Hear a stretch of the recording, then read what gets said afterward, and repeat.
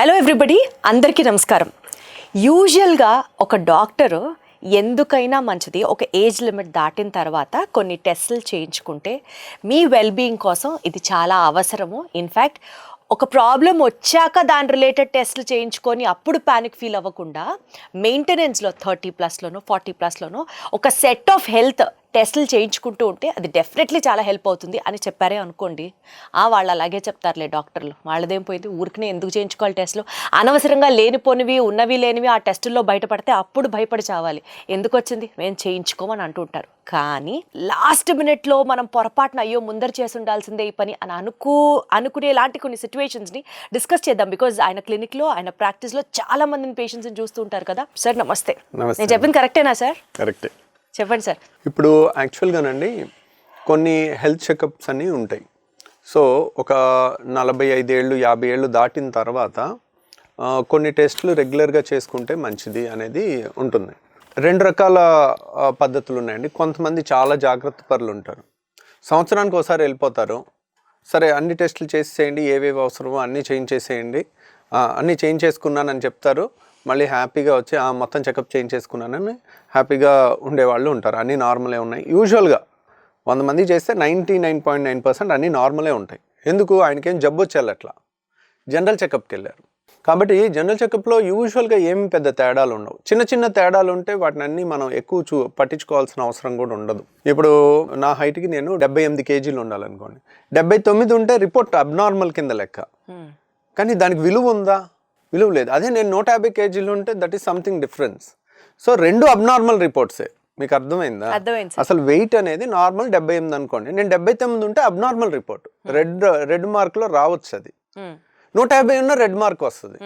దీనికి దానికి 2 అబ్నార్మల్ అనుకుని ఏడుస్తూ కూర్చుంటే, ఇప్పుడు వెయిట్ అంటే 78కి 79 ఉన్నా ఏం పర్లేదని మీ అందరికి తెలుసు. అదే కొలెస్ట్రాల్ 100 ఉండాలి, 110 ఉందనుకోండి, అది రెడ్ ఫ్లాగ్లో వస్తుంది. ఎల్డిఎల్ కొలెస్ట్రాల్ 100 ఉండాల్సింది 110 ఉంది అనుకోండి, రెడ్ ఫ్లాగ్లో వస్తుంది. అయ్యి బాబాయ్ అని బెందలెత్తిపోకర్లా. సింపుల్ జాగ్రత్తలు చేసుకుంటే అట్లా, అరే ఏదో ఒకటి భయపడితే నా మనశ్శాంతి కోల్పోతానని చాలామంది చేయించుకొని వాళ్ళు ఉంటారు.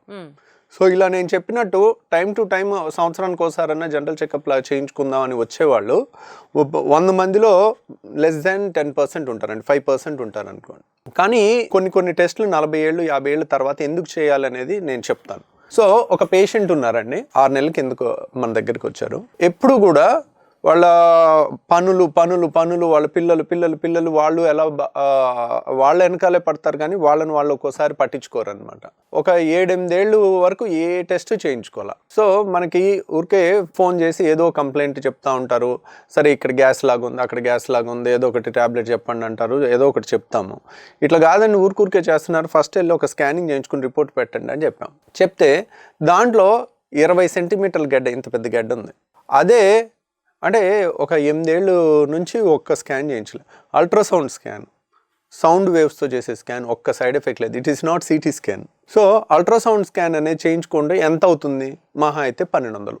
మనకి సంవత్సరానికి ఒకసారి చేయించుకున్న 40 ఏళ్ళు దాటిన తర్వాత, ఇప్పుడు 20 ఏళ్ళ వాళ్ళకి క్యాన్సర్ రావు కదా, 40, 50, 60 ఏళ్ళు దాటిన వాళ్ళకి యూజువల్గా వయసు ఎక్కువైన వాళ్ళకి క్యాన్సర్లు ఎక్కువ వస్తుంటాయి. క్యాన్సర్ అయ్యి ఉండొచ్చు, నాన్ క్యాన్సర్ అయ్యి ఉండొచ్చు. అంత పెద్ద గడ్డ అంతవరకు పెరిగే వరకు కూడా మనకు తెలియలేదు కదా. అంత పెద్ద గడ్డ తీయాలంటే పొట్టంతా కొయ్యాలి, లేదంటే అది అసలు ఏం గడ్డ, క్యాన్సర్ గడ్డ, నాన్ క్యాన్సర్ గడ్డ, క్యాన్సర్ గడ్డ అనేది మళ్ళీ ఇంకా ఫర్దర్ టెస్టులు చేసి చూస్తాం. మనకి అంత పెద్ద దాన్ని హ్యాండిల్ చేయటం కూడా కష్టం కదా. ఇప్పుడు రియల్గా ఏ ఫైనల్ స్టేజ్ క్యాన్సర్ అని వచ్చింది అనుకోండి, ఒకవేళ ఆపరేషన్ చేసి తీసినా ఒక్కోసారి కంప్లీట్గా క్యూర్ అవ్వచ్చు, క్యూర్ అవ్వకపోవచ్చు. మనకి సరే ఆపరేషన్ చేయించుకుంటాం, పెద్ద కోతన్నా చేయించుకుంటాం, కానీ క్యూర్ అవుతే అనే గ్యారంటీ అనేది ఉండదు. సో ఆ పేషెంట్కి ఏంటంటే అది క్యాన్సర్ అని వచ్చింది. అయ్యో. సో ఇప్పుడు చూడండి ఎంత అన్యాయం జరిగిపోయినట్టు. సింపుల్గా ఇప్పుడు ఒక రోజులో అయితే ఇంత గడ్డ ఫామ్ అవుతుంది కదా, 18 సెంటీమీటర్లు 30 సెంటీమీటర్ల గడ్డలు.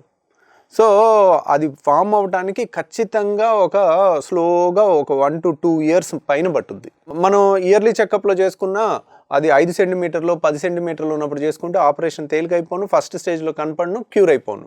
సో అలాని నేను ఇంకా మరీ ఎక్స్ట్రీమ్గా వెళ్ళి సిటీ స్కాన్ చేయించేసుకుంటాను, ఎంఆర్ఐ స్కాన్ చేయించేసుకుంటాను, ఆ స్కాన్ చేయించేసుకుంటాను, ఈ స్కాన్ చేయించుకుంటాను, ఇలాంటి నాన్ సెన్స్ స్కాన్లన్నీ కూడా అవసరం లేదు. అవన్నీ కాస్ట్లీ టెస్ట్లు. ఇప్పుడు ఒక సిటీ స్కాన్ అంటే 8,000 అవుతుంది, ఒక ఎంఆర్ఐ స్కాన్ అంటే 8,000 అవుతుంది. అనవసరంగా మీరు డెసిషన్స్ తీసుకోకూడదు. జనరల్ చెకప్లో మామూలుగా ఏముంటాయంటే సిబిపి అంటే కంప్లీట్ బ్లడ్ పిక్చర్, అంటే మనకి రక్తంలో రక్తం ఎంత ఉంది, ఎనీమియా ఉందా లేదా, రక్తహీనత ఎంతమంది లేడీస్కో ఉంటుందండి. వాళ్ళకి తెలీదు, నీరసం కూర్చుంటారు. వాళ్ళకి 12, 13 బ్లడ్ ఉండాలి. 10 ఉంటుంది నార్మల్ అనుకుంటారు. 10 నార్మల్ కాదు, 12 ఉండాల్సిందే. వాళ్ళకి ఆ 10 ఎందుకు ఉందని చూస్తే ఐరన్ లోపం ఉంటుంది. ఐరన్ లోపం వల్ల నీరసం అంటారు, పనులు సరిగ్గా చేసుకోలేరు. మనం దాన్ని బట్టి ఐరన్ టెస్ట్ ఒకటి చేసుకుంటాం, B12 టెస్ట్ ఒకటి చేసుకుంటాం. ఒకసారి ఇవి లోపాలు ఉన్నాయనుకోండి, వీటిని సరి చేసుకుంటే వాళ్ళకి హుషారు బాగా వస్తుంది, యాక్టివ్గా పరుగులు తీస్తూ పనులు చేసుకుంటారు. ఇంకా నెక్స్ట్ ఏం చేస్తాము, లివర్ ఫంక్షన్ టెస్ట్లు ఒక 10 ఉంటాయి.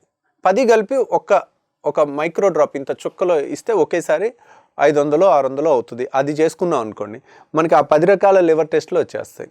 ఆ లివర్ టెస్టుల్లో 99% నార్మల్ ఉంటుంది, ఓకే లివర్ సేఫ్ అని వచ్చేస్తుంది. కిడ్నీ ఫంక్షన్ టెస్ట్ అని ఉంటుంది. కిడ్నీ ఫంక్షన్ టెస్ట్లో ఏముంటుంది, క్రియాటినిన్, యూరియా, యూరిక్ యాసిడ్, ఈ 3 టెస్టులు చేసుకున్నాం అనుకోండి, అమ్మయ్య kidney test perfect. Urine test, ఇవన్నీ నేను చెప్పే అన్ని పెద్ద కాస్ట్లీ ఉన్నాయి కాదు. కంప్లీట్ బ్లడ్ పిక్చర్ అంటే 150 రూపాయలు. అన్ని ఒక బ్లడ్ శాంపుల్లోనే అయిపోతాయి? అన్నీ ఒక బ్లడ్ శాంపుల్లో అన్నీ అయిపోతాయి. తర్వాత ఫాస్టింగ్లో వెళ్ళి కొలెస్ట్రాల్ ఇచ్చేసాం అనుకోండి, 40-50 ఏళ్ళు దాటిన వాళ్ళు లిపిడ్ ప్రొఫైల్ ఒకటి చేసాం అనుకో, అవి దాంట్లో LDL కొలెస్ట్రాల్ ఎంత ఉందనేది చూసుకోవాలి, 100 లోపు ఉండాలి, అదొకటి చూసుకుంటారు.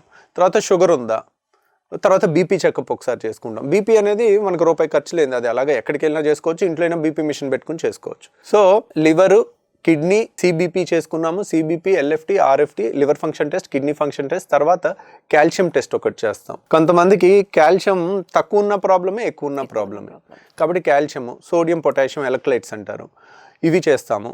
ఇంతే.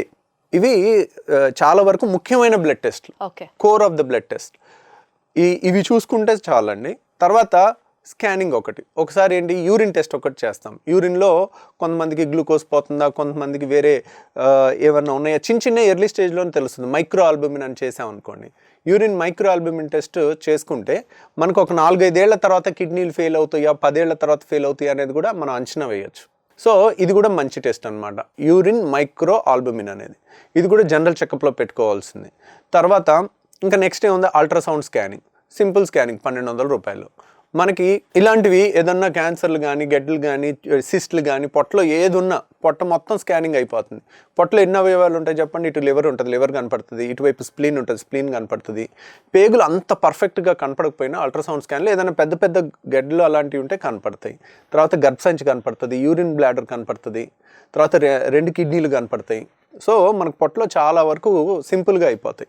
అదే అల్ట్రాసౌండ్ స్కాన్ బ్రెయిన్కి చేయలేము, ఎందుకు, ఎముక ఉంటుంది కదా, ఎముక లోపలిది కనపడదు సౌండ్ స్కాన్లో, అది సిటీ స్కాన్లోనే కనపడుతుంది. అట్లా ఈ అల్ట్రాసౌండ్ స్కాన్ ఇవన్నీ కలుపుకుంటే ఎంత అవుతుంది, ఒక 4,000లో చాలా వరకు జనరల్ చెకప్లో చేయాల్సిన మోర్ ఇంపార్టెంట్ టెస్ట్లు 90% ఆఫ్ ద సేఫ్టీ ప్రివెంటివ్ టెస్ట్లు అన్నీ అయిపోతాయి. సో అలా చేసుకుంటే చాలు, ఇంకా అంతకు మించి వెళ్ళకపోతే ఇది సంవత్సరానికి ఒకసారి 40-45 ఏళ్ళు దాటిన వాళ్ళు ఒకసారి చేసుకుంటే ఏదన్నా వచ్చినా ఎర్లీ స్టేజ్లో వాళ్ళు డిటెక్ట్ చేస్తే సరిపోతుంది, కొంత జాగ్రత్త. సరే, ఇప్పుడు మీరు చెప్పినట్లుగా పేషెంట్కి క్యాన్సర్ గడ్డ అన్నారు కదా, అలా క్యాన్సర్కి సంబంధించిన స్క్రీనింగ్ టెస్టులు చేసుకోవడానికి రైట్ ఏజ్ ఎప్పటి నుంచి ఉంది? క్యాన్సర్కి ఒక్కొక్క క్యాన్సర్కి ఒక్కొక్క స్క్రీనింగ్ టెస్ట్ ఉంటుందండి. ఇప్పుడు ఫ్యామిలీలో మదర్కో, పిన్నికో, అత్తకో, మేనత్తకో, పిన్నికో రొమ్ము క్యాన్సర్ ఉందనుకోండి, సో ఆ లేడీస్ 50 ఏళ్ళు దాటిన తర్వాత ప్రతి 5 ఏళ్ళకి మ్యామోగ్రామ్ టెస్ట్ చేస్తారు. 50 దాటాక. ప్లస్ అన్నిటికన్నా బెస్ట్, మనకి మోస్ట్ వాల్యుబుల్ థింగ్, ఇంక ఇది లేకపోతే మనం బతకలేము అనేవన్నీ కూడా ఫ్రీగా దొరుకుతాయి మనిషికి. ఒకటి గాలి లేకపోతే మనం 8 నిమిషాల్లో చచ్చిపోతాం, ఫ్రీ. నీళ్ళు లేకపోతే చచ్చిపోతాం, ఫ్రీ. ఫుడ్ అంత పెద్ద ఖర్చేం లేదు. సో అలాగే టెస్టుల్లో కూడా మోస్ట్ యూస్ఫుల్ టెస్టులు ఫ్రీయే ఉంటాయి. Weight free, BP free. So సింపుల్గా ఇలాంటివి తెలుసుకున్నారనుకో, ఇవి చిన్న టెస్ట్లు అని అనిపిస్తాయి, కానీ దే ఆర్ నాట్.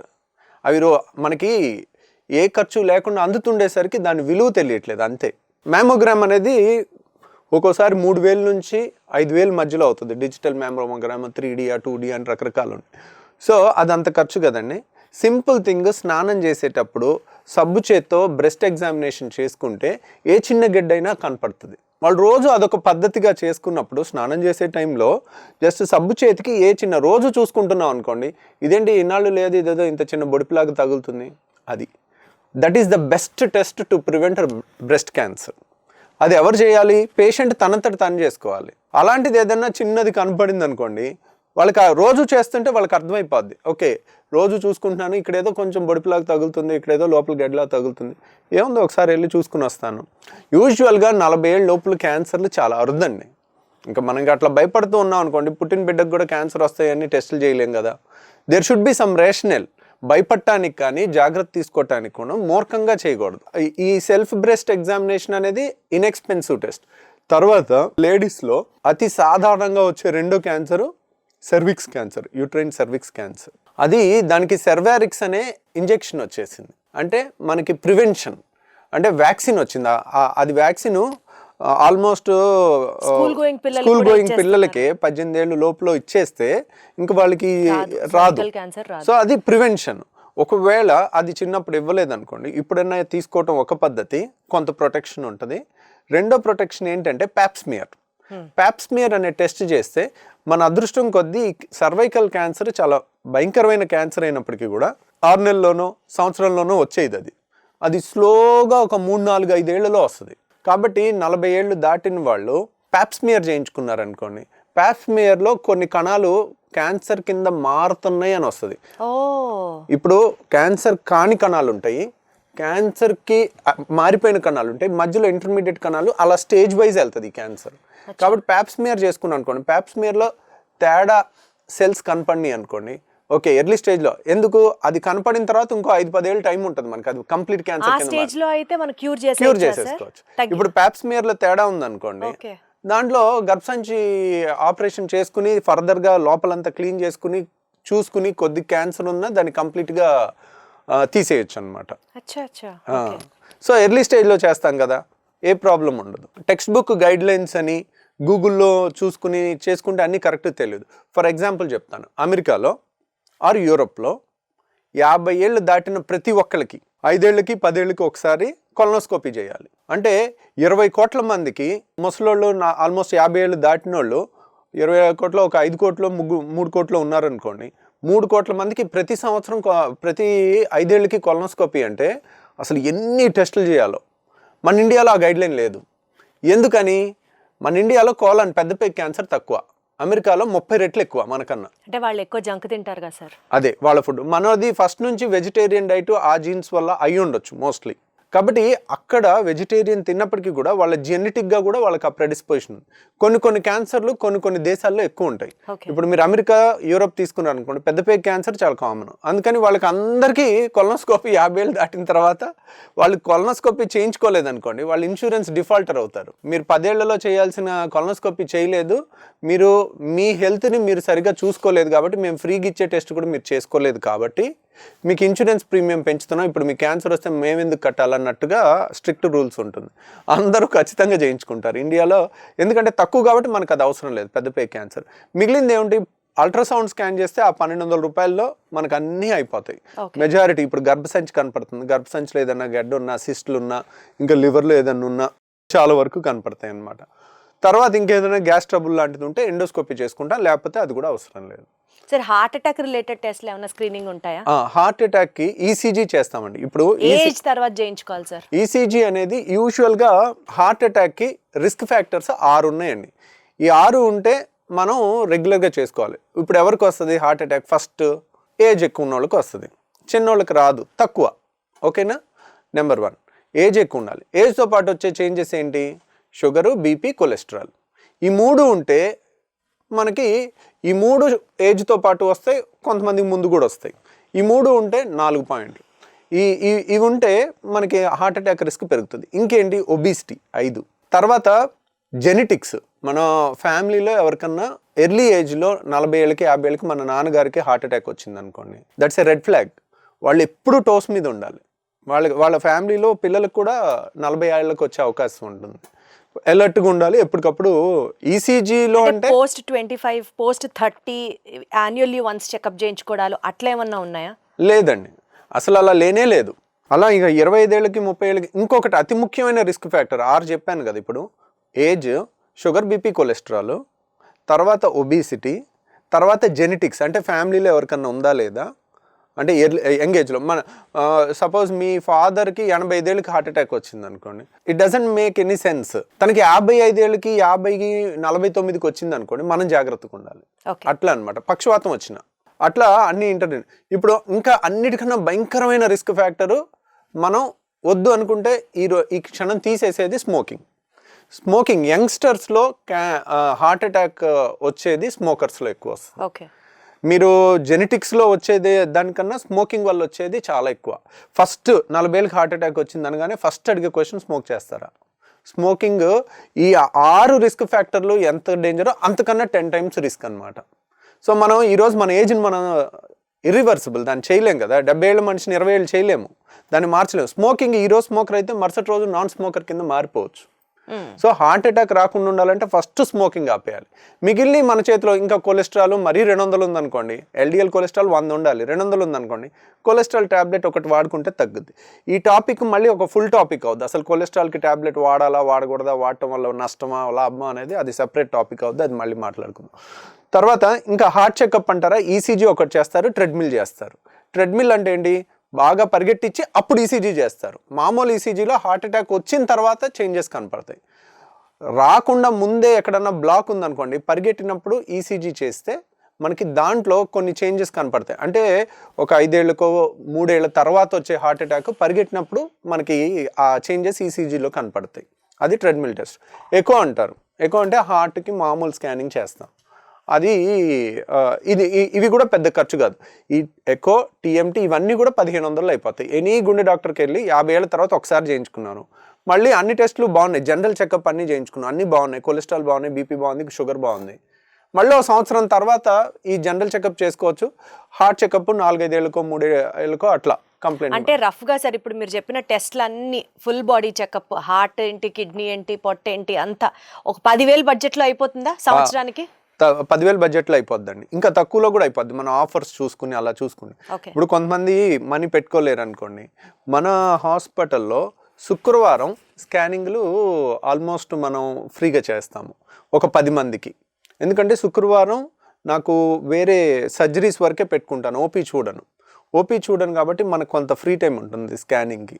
కాబట్టి ఒక 10 మందికి మనం ఎవ్రీ శుక్రవారం మనం ఫ్రీగా చేస్తాం. కాబట్టి అది ముందే మీరు బుక్ చేసుకుంటే ఉపయోగపడుతుంది.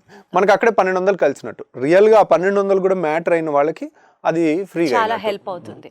సో ఎందుకండి 10,000 మనవి కాదు అనుకుంటే లైఫ్ లాంగ్ హ్యాపీగా ఉండొచ్చు. లాస్ట్ మినిట్లో అమ్మ బాబోయ్ ఇది మనం ముందరే తెలుసుకొని ఉంటే బాగుండు అన్న ఒక రిగ్రెట్ లేకుండా, ఒకవేళ ఏం ఉండకూడదు బట్ ఏమన్నా ఉన్నా there is every possibility to cure it if it is in the earlier stage. ఇంకొకటి కూడా అండి, ఇప్పుడు 10,000 కూడా ఎక్కువ అండి. అందరూ 10,000 పెట్టుకోలేకపోవచ్చు సంవత్సరానికి ఒకసారి. ఇప్పుడు 15,000 జీతం ఉన్నోళ్ళు ఎక్కడ పెట్టుకుంటారు వాళ్ళ అమ్మ నాన్నకి చేయించాలంటే? కాబట్టి ఇఫ్ యు ఆర్ రెడీ, మనకి ఈ ముఖ్యమైన టెస్టులు అన్నీ కూడా ఇప్పుడు అనుకున్నవన్నీ కూడా 4,500 లోపల కూడా చేయొచ్చు. ప్యాకేజ్ లాగా మన హాస్పిటల్లో పెట్టాం, కావాలంటే అంతలో కూడా చేసేసుకోండి, ముఖ్యమైన అన్ని టెస్టులు కవర్ అయ్యేటట్టు. సో ఎవరన్నా కావాలనుకుంటే ఆ 4,500 లోపలనే ఇవన్నీ కూడా మనం ప్యాకేజీలో పెట్టుకుని చేసుకోవచ్చు. Got it sir. దానికన్నా ఒక్కటి మీరు గుర్తుంచుకోవాల్సింది, prevention is better than cure అన్నది ఉంది. కాబట్టి ముందరగానే తెలుసుకుంటే it is always safe rather than late అయిపోయింది అయ్యో ఇప్పుడు ఎందుకు అని అనుకునే బదులు. Thank you so much sir. Thank you అండి.